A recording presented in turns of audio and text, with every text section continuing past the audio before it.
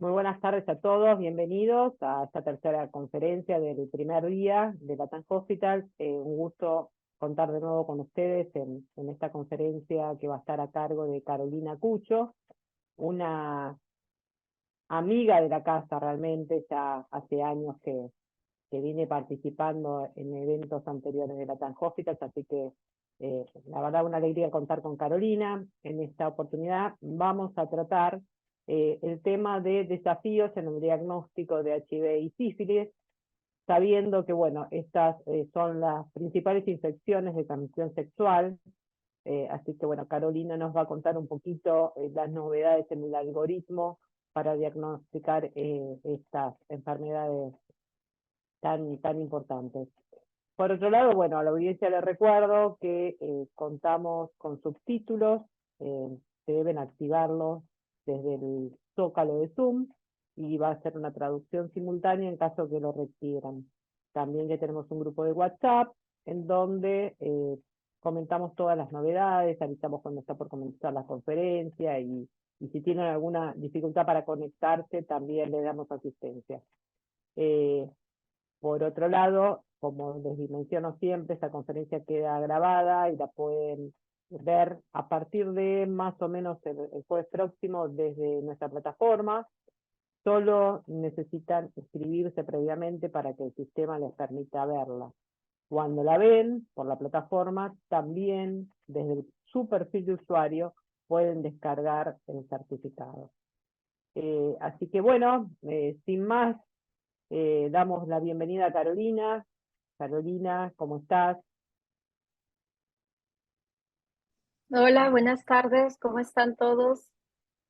Muy Mucho buenas gusto. tardes. ¿Cómo estás, Carolina? Muy bien, Bueno, muy bien. un gusto tenerte nuevamente acá en Latam Hospital. La verdad que siempre tus conferencias tienen muchísima repercusión, tanto en vivo como posterior al vivo, sobre todo ahora que funcionamos como una plataforma de streaming. Así que bueno, muchísimas gracias por tu tiempo. Sabemos que contás con poco tiempo, que estás organizando el Congreso de ALAPAC del año próximo, así que bueno, gracias por hacerte un huequito en tu agenda y estar con nosotros nuevamente. No, muchas gracias a ustedes por la invitación y siempre para mí es un gusto poder compartir todos estos conocimientos en todas las diferentes áreas que están involucradas con el laboratorio clínico. Genial. Bueno, te doy paso entonces para que compartas la presentación. Claro que sí. Gracias, Marisa, por la presentación. Buenas tardes con todos. Bien, en el tema que en esta oportunidad vamos a hacer mención es acerca de los desafíos en el diagnóstico en VIH y sífilis, ¿no? Quien les habla, soy Carolina Cucho, soy patólogo clínico, trabajo en un hospital público en Lima, que es el Hospital Nacional 2 de Mayo. Y bueno, vamos haciendo mención acerca de estas, dentro de este grupo de enfermedades de transmisión sexual, una de las que se describen más es VIH y sífilis, ¿no? Por eso la importancia y la relevancia de hablar de cada una de ellas. Haciendo mención acerca del VIH, ya la Asamblea Mundial de la Salud aprobaron estrategias mundiales que implicaban a estas infecciones, pero nos dicen sobre orientaciones estratégicas. ¿Y cuáles son esas orientaciones estratégicas? Poder prestar servicios de alta calidad basados en pruebas y centrados en las personas, poder optimizar los sistemas de sectores y alianzas para poder lograr efectos, generar y utilizar datos que impulsen las decisiones para la acción, poder implicar a las comunidades y la sociedad civil que estén empoderadas en esta parte de lo que es el diagnóstico, el tratamiento de estas infecciones y fomentar las innovaciones para lograr un gran impacto. Y haciendo mención acerca del VIH, esta todavía sigue siendo una crisis sanitaria mundial. Hay aproximadamente 4,7%, dice, desde el 2010 hasta el 2021, en las cuales se han ido estimando nuevas infecciones en el VIH en Latinoamérica. Con esto hay 110.000 nuevas infecciones en el 2021. Hay personas que también han fallecido por causas del SIDA, de las cuales han hecho referencia de que ha disminuido en 40.000 en el 2010 a 29.000 en el 2021. También se estima que el 18% de aquellas personas con VIH en América Latina y el Caribe desconocen de su infección y una tercera parte de ellas son diagnosticadas tardíamente con inmunodeficiencia avanzada. Y hay que recordar aquí que la misma Organización Mundial de la Salud nos hace mención de que nosotros tenemos que llegar al porcentaje del 95% de detección, que de este 95% pues reciban tratamiento y que lleguen a este 95% de cargas virales no detectables, ¿no? Que eso es lo que se busca en cuanto al VIH. En América Latina, la distribución de las infecciones en VIH, como pueden ver ustedes en la imagen, nos hace referencia de que son aquellas personas que tienen sexo con otros hombres, ¿no? Hombres que tienen sexo con otros hombres, que son los más frecuentes. Luego también están los grupos de aquellos clientes y parejas sexuales de población clave, las trabajadoras sexuales, personas consumidoras de drogas intravenosas, mujeres transgénero. Entonces hacen referencia de que esos son los grupos en los cuales se ha visto más la distribución del VIH, ¿no? En esta imagen solamente es para recordar algo de lo que sucede con el ciclo de vida en cuanto al virus del VIH desde el momento que ingresa a nuestro organismo. Entonces, cuando ingresa este virus, va hacia dónde? Hacia las células CD4, ¿no? Que tienen estos receptores que favorece que el virus pueda ya producirse esta famosa fijación. Y adentro de ello vamos a tener la fusión, que es la envoltura del VIH con la membrana del linfocito CD4, que se van a unir ¿para qué? Para que el VIH pueda ingresar en la célula. Por eso que vamos a ver que al inicio de la infección vamos a tener una pequeña bajada, una disminución de estos CD4, que las cuales pues se van a tratar de normalizar, para que luego ya esto se mantenga de manera constante en la reducción, ¿no? Ya cuando uno describe el estadio SIDA, habla de que tiene menos de 200 linfocitos CD4. Y así, ¿no? Entonces ya cuando sucede ya al interior de la célula, ingresa este virus, vamos a tener qué cosa, la presencia de la transcriptasa reversa, en la cual en el linfocito CD4 el VIH se va a liberar y utiliza a esta enzima para poder convertir el ARN del VIH en su material genético, ¿no? En un ADN del mismo. Entonces, esta conversión le va a permitir al VIH que pueda entrar al núcleo del linfocito y comenzar con el ADN, el material genético de este mismo.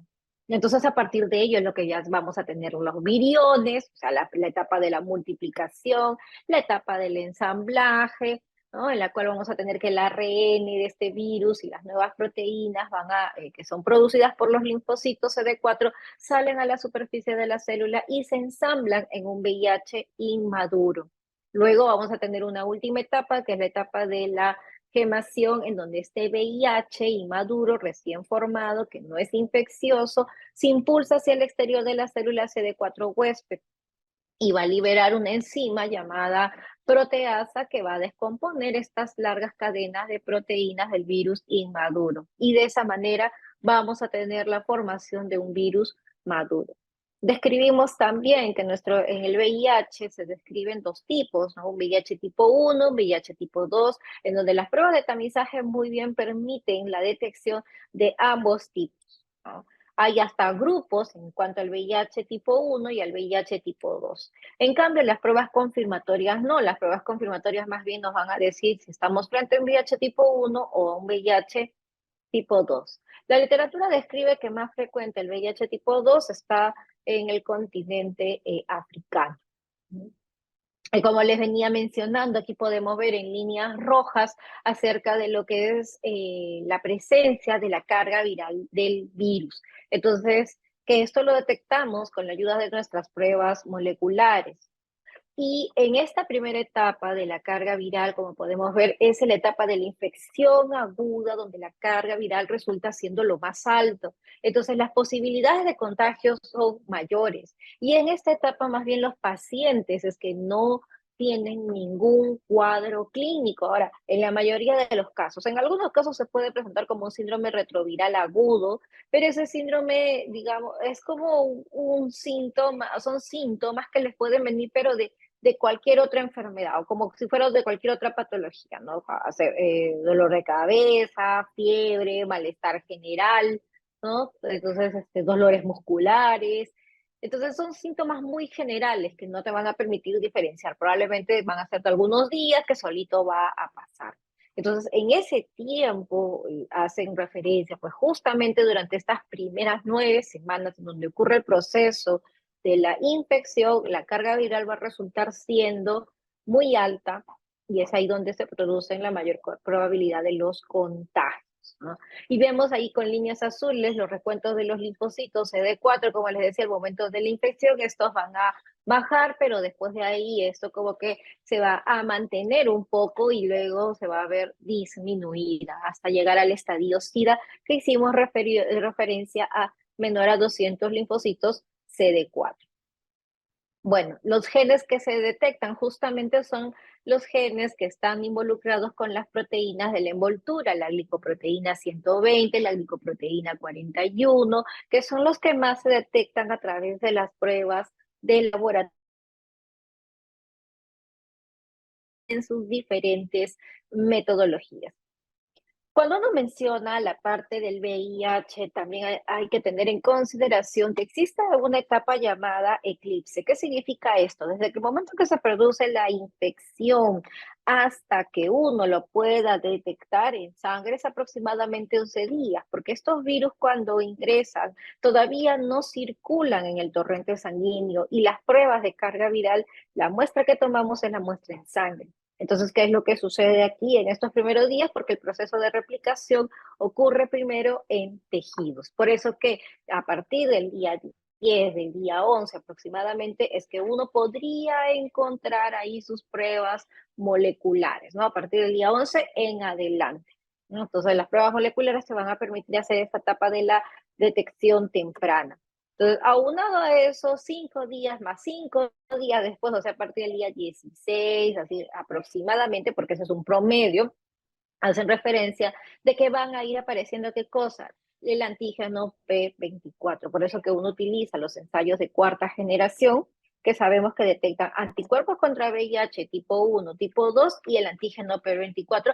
Y eso ha logrado de que se pueda reducir ese famoso periodo ventana, ¿no? Del momento que se produce la detección de los anticuerpos, pero ha sido gracias a la presencia de este antígeno P24.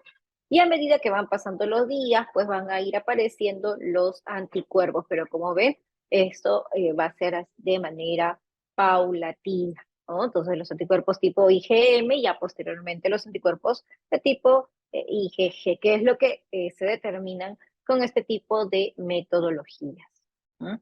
Y aquí podemos ver en este esquema claramente la fase eclipse, aproximadamente 10, 11 días, y después de eso recién es que uno va a poder detectarlo a partir de las pruebas moleculares, ¿no? Estas pruebas moleculares que nos permiten hacer la detección del ARN del virus o a través de las pruebas de las cargas virales, ¿no? Ahora, otra de las cosas que también se hace mención es que en muchos de nuestros países en Latinoamérica, nuestras pruebas confirmatorias, nosotros utilizamos el Western blot. Pero ¿qué pasa con el Western blot? El Western blot se ha visto que su detección es aproximadamente en el día 30 de la infección. ¿Por qué? Porque tenemos que basarnos con la detección de los anticuerpos. Y puede pasar de que las pruebas, ensayos muy sensibles como ELISA o quimioluminiscencia, que son ensayos de cuarta generación con los que se vienen trabajando, permiten hacer una detección más temprana. Y si uno quiere descartar en etapa de infección aguda, puede tener el riesgo de que estos Western blot podrían salir indeterminados o no reactivos.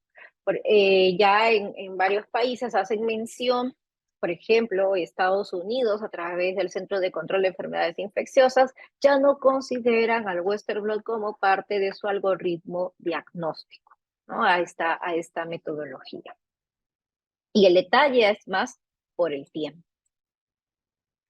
En el transcurso del tiempo han ido apareciendo diferentes pruebas, como podemos ver, desde el año 1985 aparecieron los ensayos de primera generación, actualmente ya se vienen trabajando con ensayos de quinta generación desde el año 2015. Estos ensayos de quinta generación, como ven, tienen una muy buena sensibilidad, una muy buena especificidad, permiten también tener un periodo ventana de aproximadamente 2 semanas, que es lo mismo que sucede con el ensayo de cuarta generación. La diferencia está que el ensayo de quinta generación sí te permite diferenciar un VIH que sea de tipo 1 o tipo 2. Entonces, a todo esto nosotros tenemos diferentes pruebas que utilizamos para el diagnóstico y los podemos dividir como pruebas de tamizaje y pruebas confirmatorias. Solamente para mencionar que nuestras pruebas de tamizaje siempre uno busca que sean pruebas altamente sensibles y a partir de este grupo de pacientes que la prueba me resulte dar positiva, tenga o no tenga la infección, es que yo voy a utilizar o voy a realizar las pruebas confirmatorias, que estas van a ser altamente específicas y me van a permitir confirmar con certeza la presencia de anticuerpos contra el VIH. Y las pruebas confirmatorias son las que me van a permitir hacer esa diferenciación entre uno u otro tipo. Como les venía mencionando, entonces el Western Blot lo que ha generado es que podamos tener situaciones de diferentes plataformas, ensayos de quimioluminiscencia, por ejemplo, de las cuales son los ensayos más sensibles que te permiten detectarlo un poco antes y que el Western Blot puede resultar ser negativo. Entonces eso hay que también tener bastante cuidado. Nosotros acá en Lima y bueno, en los casos que comento aquí en el hospital, sí hemos tenido estas situaciones en donde se ha tenido que solicitar la detección a través del ARN del virus del VIH para poder detectarlo. ¿Por qué? Porque hemos tenido así pacientes con factores de riesgo que nos generaban la duda y nos decíamos no, y además nuestras pruebas de serología salían con reactividades altas, entonces sí era probable que sí era un positivo al VIH. Entonces teníamos que buscar otras metodologías, herramientas para poder tratar de confirmar el diagnóstico. Bueno, en esta presentación podemos ahí ver las diferentes metodologías que se tienen con cada una de sus características. Como se menciona, los ensayos de cuarta generación son los que más se vienen utilizando, ¿no? Acá en nuestro país, Perú, las metodologías que utilizamos para la parte de la confirmación son los ensayos de inmunofluorescencia indirecta, también el Western Blot. Ahora, también es importante mencionar que se tienen las metodologías del ELISA, la quimioluminiscencia, que nos pueden dar resultados falsos positivos, falsos negativos, y sobre todo son, bueno, los falsos positivos, esos que nos van a generar ese desafío en la parte del diagnóstico, como yo también menciono como médico. A mí lo que me interesa del laboratorio es que el laboratorio me diga, ¿ese paciente tiene o no tiene la infección finalmente? ¿No? Eso es lo que nos importa saber y para eso nosotros tenemos que estar seguros que el resultado que se está emitiendo pues sea un paciente que tenga la infección de VIH. Ahora, los falsos negativos pueden suceder, pero creo que ahora es menos porque con las metodologías que se tienen, más bien lo que uno más va a encontrar son falsos positivos, ¿no? Hasta yo recuerdo que cuando se trabajaban con ensayos de tercera generación que permitían un periodo de ventana de 21 días, ahí sí hemos tenido oportunidades de detectar estos falsos negativos, pero más han sido por los periodos ventana, ¿no? Bueno, este es el algoritmo que se viene trabajando aquí en Perú. Nos hablan de realizar dos tipos de pruebas, en las cuales, si ya las dos pruebas dan reactivas, pasa a una tercera prueba, pero esta tercera prueba es una prueba ya confirmatoria, que ya sea una inmunofluorescencia o un Western Blot, que es lo que se realiza, ¿no? Entonces, si ya nos sale por ahí algún indeterminado, en el caso de lo que se viene haciendo actualmente es qué cosa, la carga viral o la detección del ARN del virus del VIH para estar seguros si es que este paciente tiene o no tiene la infección. Y además también, como también veníamos mencionando desde el inicio, la otra de las cosas que siempre nos recalcan es el tiempo de detección, que eso es lo que ha logrado por lo menos reducir ese periodo de contagio, mejorar la parte del tratamiento y la respuesta al tratamiento en estos pacientes de VIH. En cuanto a la CDC, solamente para mencionar que sus algoritmos de ellos solamente se basan con una muestra.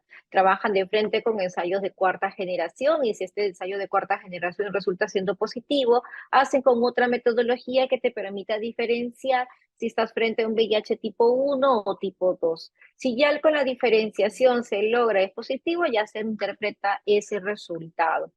Pero si ese resultado resulta siendo indeterminado, entonces se procede a realizar una prueba molecular, ¿no? Test de ácidos nucleicos para la detección del VIH-1, ¿no? Y sobre todo para poder detectar en esas etapas de infección aguda. Entonces ese es el algoritmo con el que se viene manejando para poder tratar de detectar a los pacientes en infección aguda, ¿no? Y ahí hacen la mención claramente de cómo es este procedimiento que lo acabo de describir.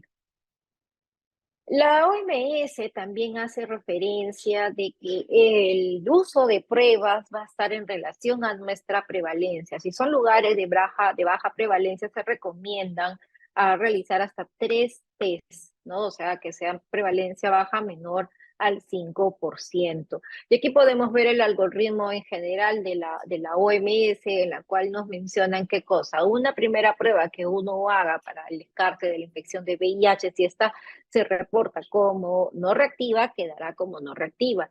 Pero si sale reactiva, yo tengo que realizar otra metodología.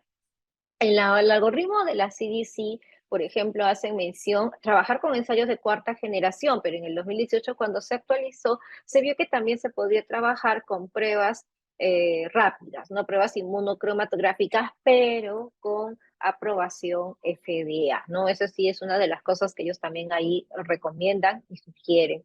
Y ustedes también pueden ver en la página web de la CDC en donde hacen mención a las diferentes plataformas que tienen, cómo es que se han evaluado, cuánto es la sensibilidad que han tenido, sensibilidad, especificidad de las diferentes marcas, ¿no? Bueno, entonces el segundo test que se realiza ya se va a determinar si es que sale positivo, pues se hace hasta un tercer test para confirmar ese test si de verdad hay presencia del VIH, ¿no? Y se reportaría como reactivo o positivo. Pero si hay una discrepancia, o sea, si las dos primeras pruebas resultan reactivas y la tercera está inconclusa o sale no reactiva, la tercera sale no reactiva, es un resultado indeterminado, inconcluso, y por lo tanto vas a tener que volver a repetir esa prueba en 14 días. Supongamos que trabajas con tus 3 test.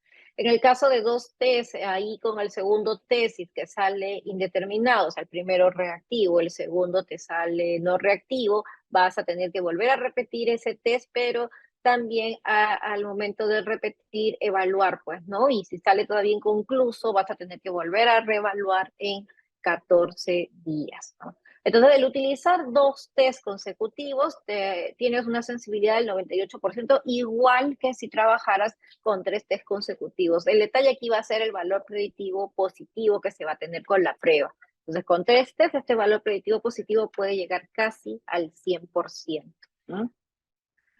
Y mencionaba también que otro de los desafíos que tenemos en el laboratorio es justamente qué pasa si tú tienes un resultado en la cual tiene una reactividad baja. Reactividad baja se le menciona cuando está 4 veces, o reactivos débiles, cuando está por 4 veces por encima del valor de referencia. En los ensayos de quimioluminiscencia puede ser hasta 4, ¿no? Porque los valores de referencia van hasta 1 en muchos de los ensayos.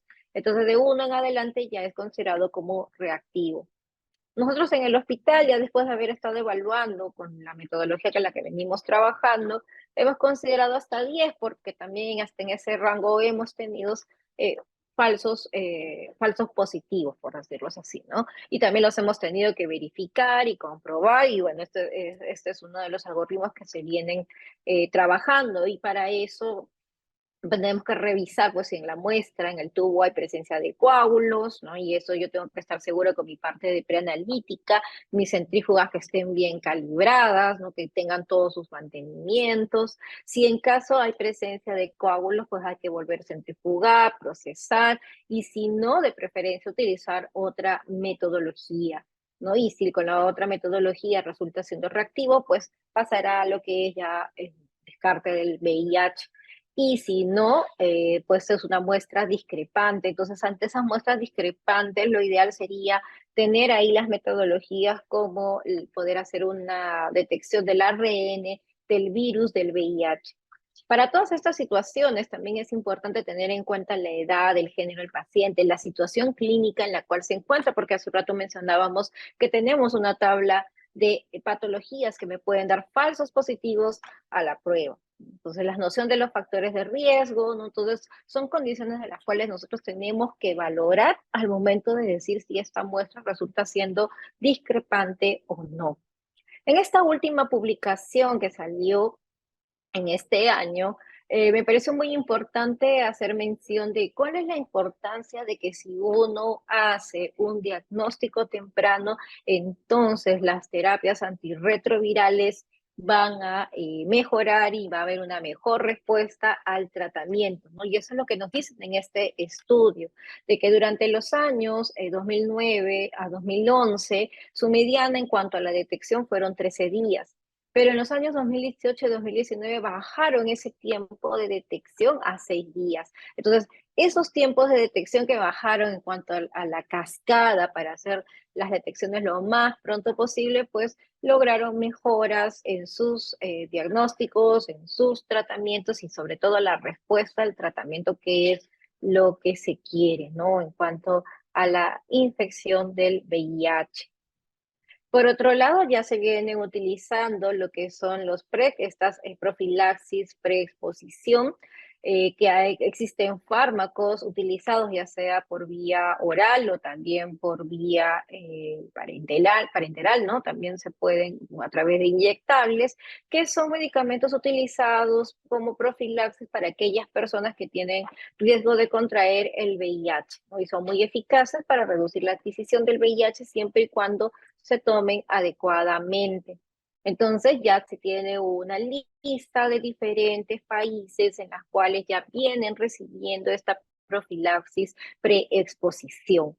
Ahora, ¿esto qué cosa está implicando? De que podamos tener situaciones en que las pruebas de laboratorio no permitan hacer una detección adecuada. Y aquí viene la otra parte importante, ¿no? La parte de banco de sangre, los que hacen la parte del tamizaje de banco de sangre. Entonces, dentro de sus entrevistas, sí se debe de incluir si la persona viene recibiendo este tipo de profilaxis, porque ahí también hay algunas recomendaciones que se tienen que tener en cuenta, porque las pruebas de serología hacen que ver que no detecten estos anticuerpos. O sea, no sé si este paciente tiene o no tiene, y a pesar de que esos anticuerpos han resultado no reactivos, cuando se han hecho estudios de pruebas moleculares, por ejemplo, las pruebas del NAT, han resultado ser positivas. Claro que esos porcentajes son bajos, ¿no? Por eso nos dicen acá. Y si esa persona también va a iniciar esta terapia, este tipo de profilaxis, se tiene que primero hacer el descarte del VIH, ¿no? Y si aún así la prueba del VIH luego de este descarte es no concluyente, hay que repetirlo 14 días después, y si no es así, hay que considerar también la interrupción de esta profilaxis, ¿no? Y estos criterios, pues, son los que nos tienen que dar ¿quién? El médico infectólogo, ¿no?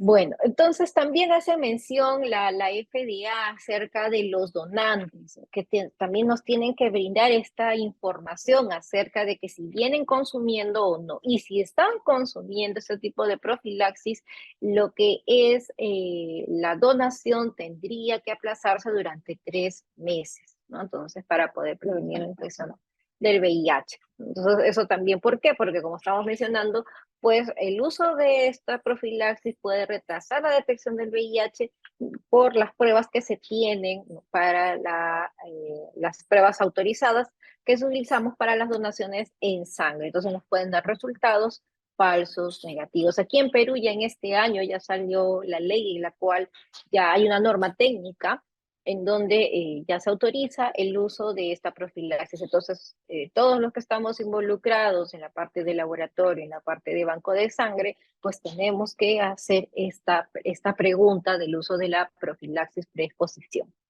Bueno, tenemos la otra parte ya rápidamente, lo que es sífilis. Sífilis es ocasionado por una espiroqueta llamada Treponema pallidum, ¿no? Y es a través de su membrana, la cual tiene una serie de antígenos, que son estos antígenos los que permiten hacer la detección en las pruebas de laboratorio. Como podemos ver, las estadísticas resulta siendo en Latinoamérica, en donde sí se ha visto, o sea, se ha mantenido en todo América, pero Latinoamérica es el que ha demostrado tener una mayor cantidad de casos que se hayan detectado para lo que es sífilis, ¿no? A comparación de otros continentes, como pueden ver ustedes, como que se han mantenido, o si es que han aumentado, no ha sido un aumento tan significativo, ¿no? Entonces esto nos da a pensar mucho de, bueno, si es que hay más casos o es que se están haciendo más detecciones, ¿no? Entonces es algo importante para mencionar.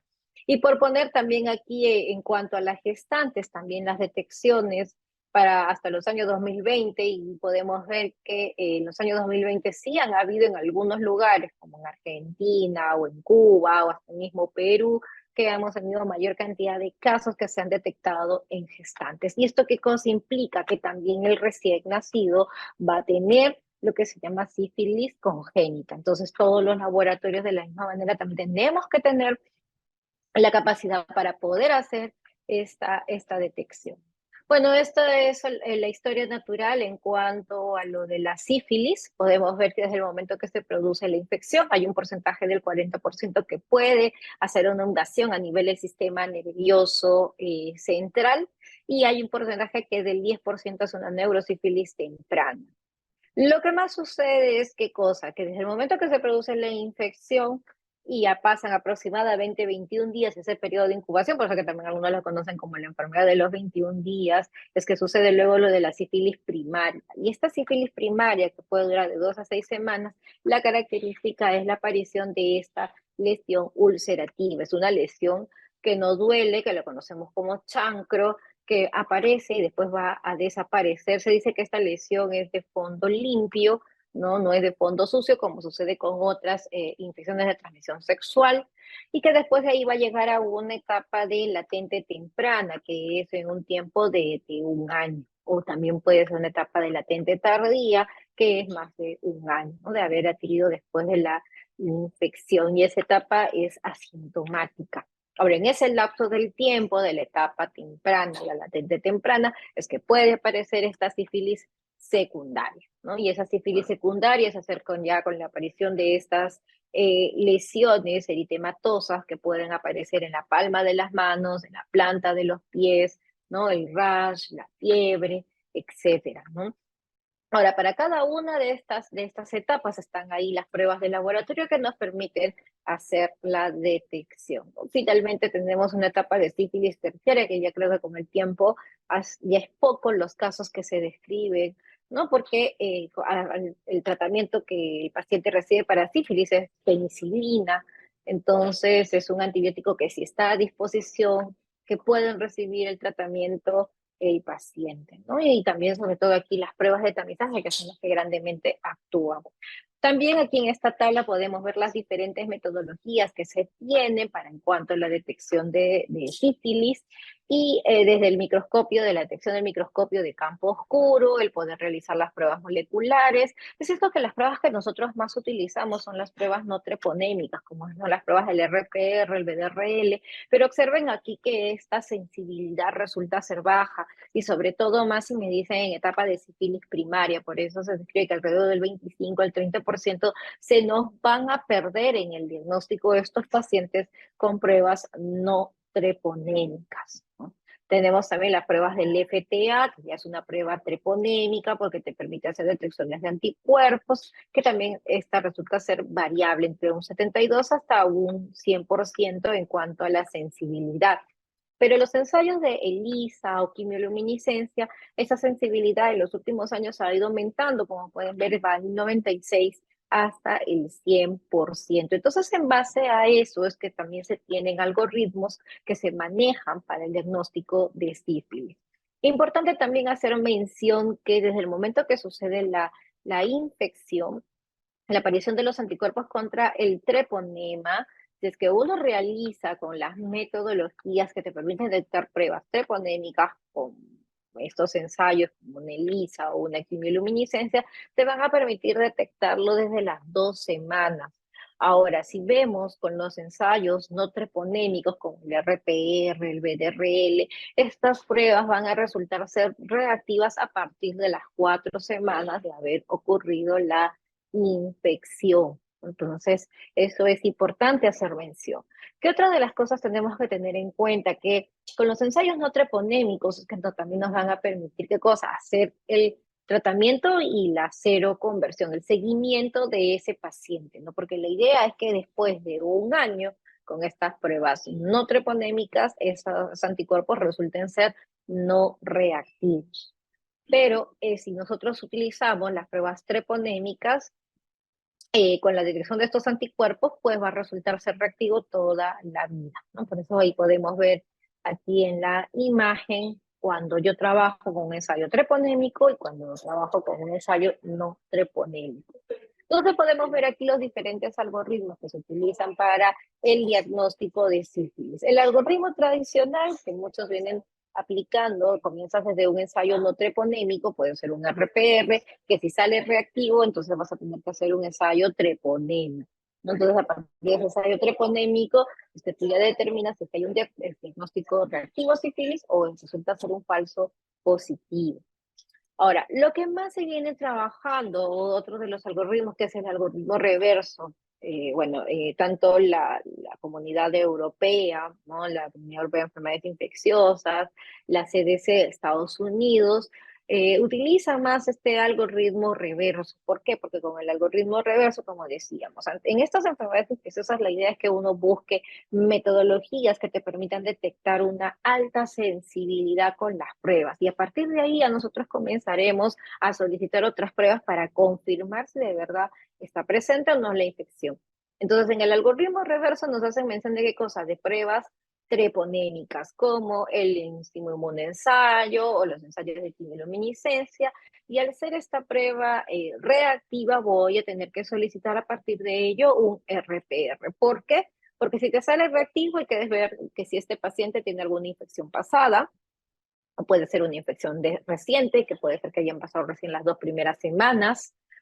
Entonces hay que descartarlo y por eso necesitamos pedirle la prueba del RPR. Además, con el RPR es que yo le voy a hacer seguimiento al paciente para ver cuánto es lo que tiene en ese momento y de ahí después con el tratamiento la idea es que estas diluciones vayan reduciéndose, ¿no? Entonces, cuando hay discrepancia entre una prueba treponémica y una prueba no treponémica, se sugiere realizar una tercera prueba, no una tercera prueba que sea diferente, ¿no? En este caso, muchos utilizan, ¿qué cosa? Otra prueba treponémica como el FTA-APS, ¿no? Entonces ya con eso se corrobora y se confirma el diagnóstico.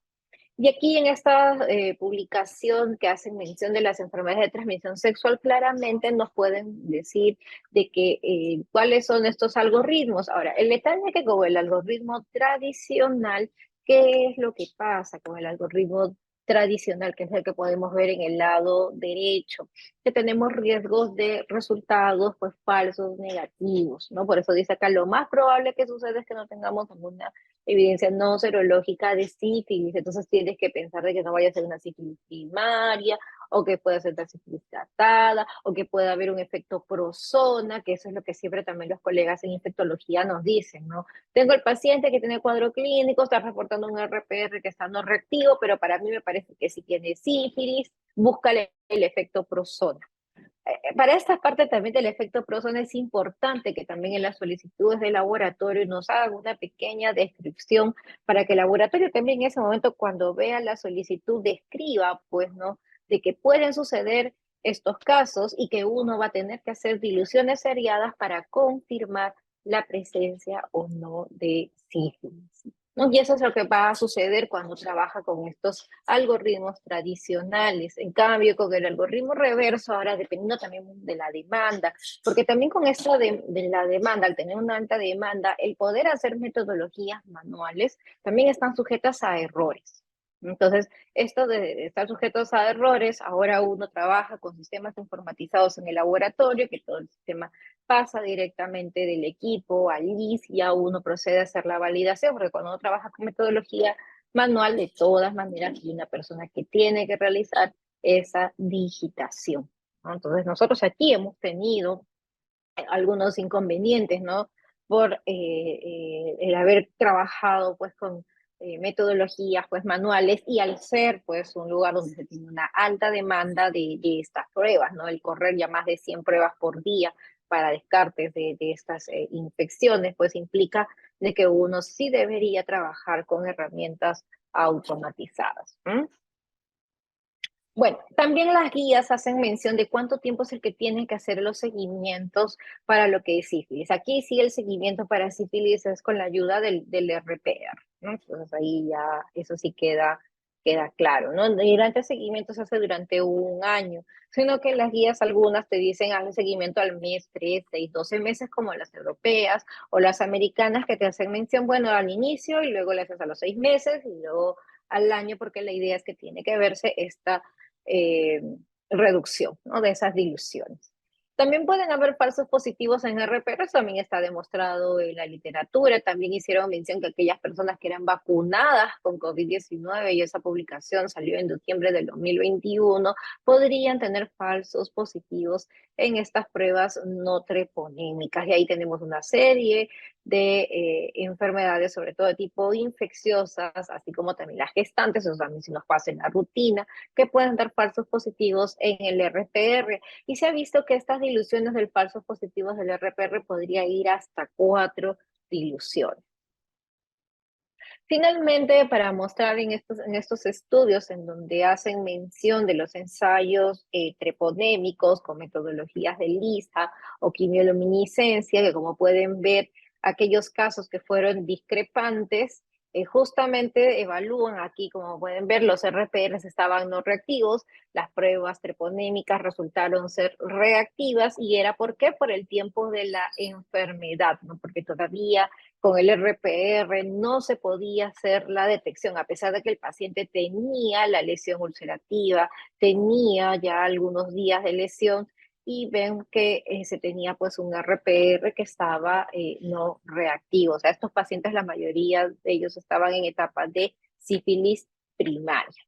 Y ahí podemos ver que sí, muy bien han ayudado las pruebas de detecciones de los anticuerpos en todos estos casos.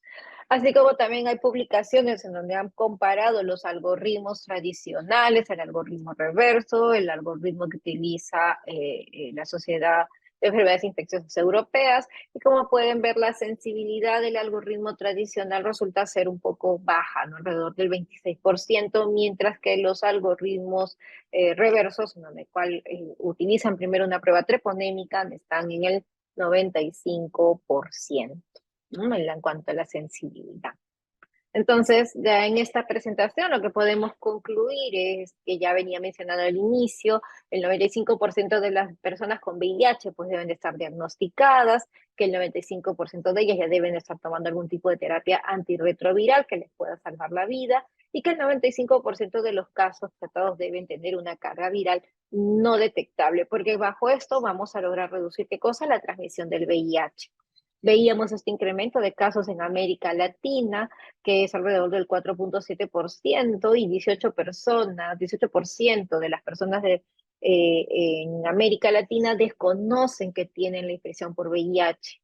Hemos visto también que hay un uso creciente de estas pruebas de preexposición, de profilaxis, ¿no? Y entonces las pruebas de laboratorio que utilizamos de rutina en el diagnóstico, pues pueden resultar ser inadecuadas, entonces se necesitan de evaluaciones clínicas y decisiones del tratamiento de manera confiable. Entonces, por lo tanto, también se debe de evaluar el rendimiento de estas pruebas y el tiempo que se aplazaría si es que la persona consume este tipo de profilaxis.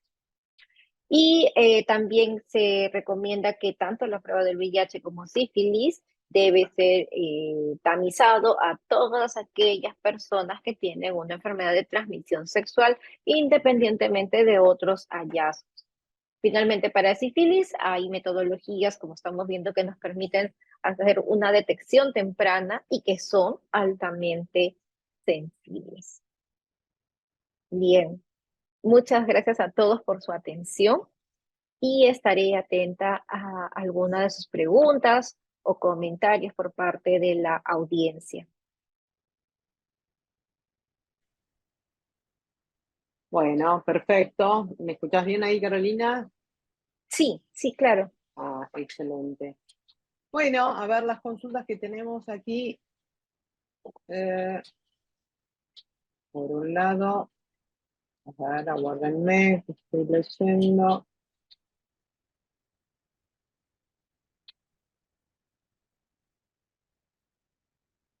Bueno, la primera pregunta es, ¿qué podemos decir de los algoritmos para el diagnóstico de HIV como un resumen de todo lo que has dicho?